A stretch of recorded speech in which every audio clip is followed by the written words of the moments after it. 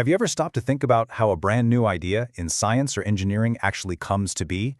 Well, it almost never just pops out of thin air. It's actually part of this huge global conversation that stretches back for years, sometimes even decades.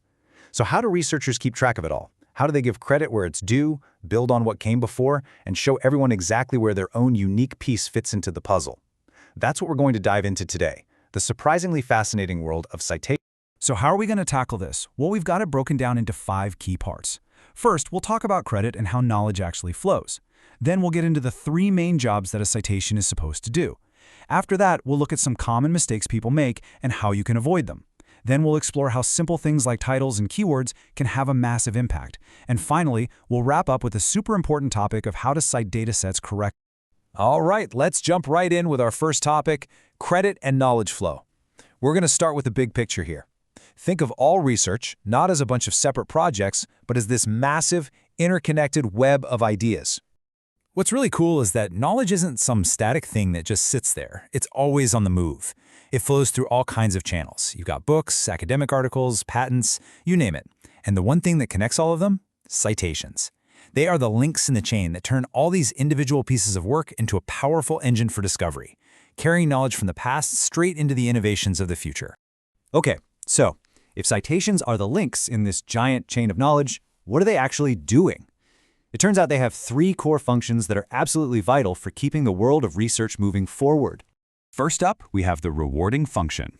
Honestly, the best way to think about this is that citations are like currency in the world of research. When you cite someone's work, you're giving them public credit for their ideas.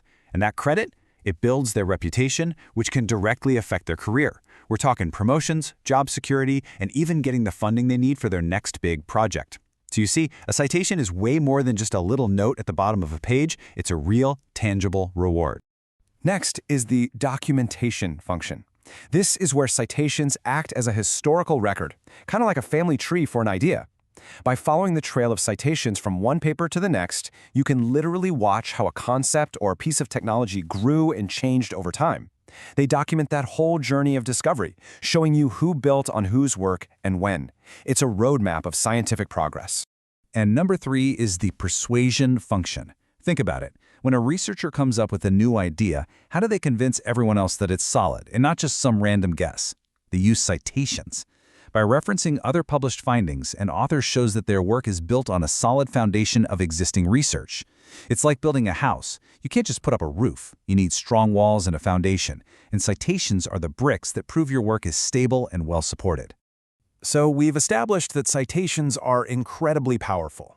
But like any powerful tool, they can be misused. And when that happens, it can really damage the system that everyone relies on. So let's take a look at some of the most common mistakes and pitfalls you need to be aware of. Let's break down 2 big no-nos. On one hand, you have spurious citations. This is basically when an author throws in a citation that isn't really necessary or relevant, maybe just to make their bibliography look longer.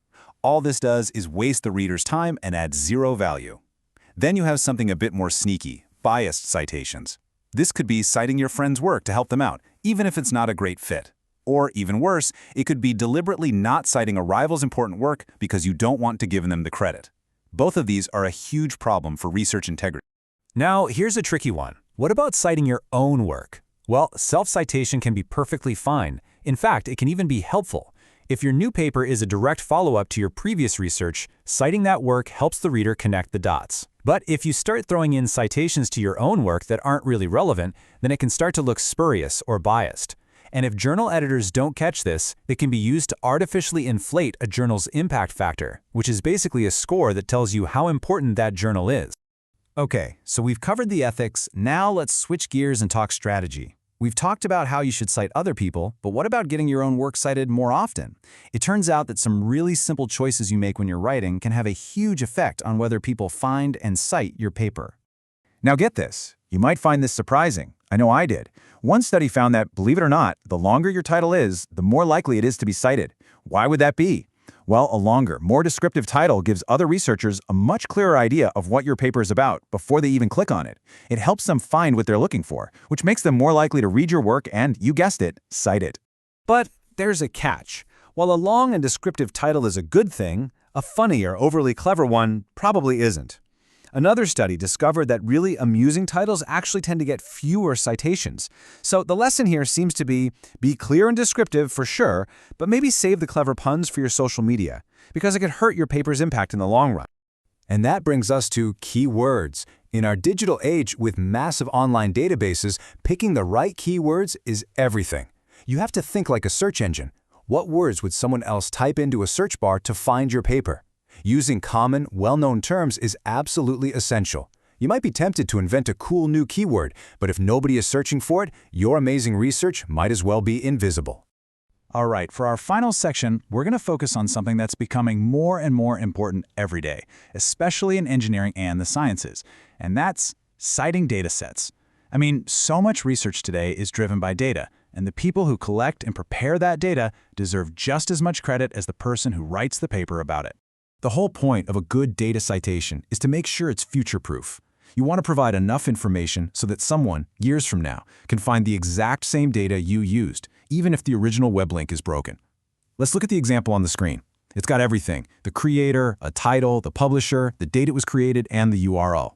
It's that combination of general and specific info that ensures the data is findable for the long haul. Okay, let's do a quick recap. What are the main things you should take away from all this? Number 1. Citations are the absolute backbone of how knowledge flows in research. 2. Remember their 3 main jobs: to reward, document, and persuade. 3. Be ethical. Steer clear of spurious, biased, or irrelevant citations. 4. Be strategic. Your title and keywords really do matter.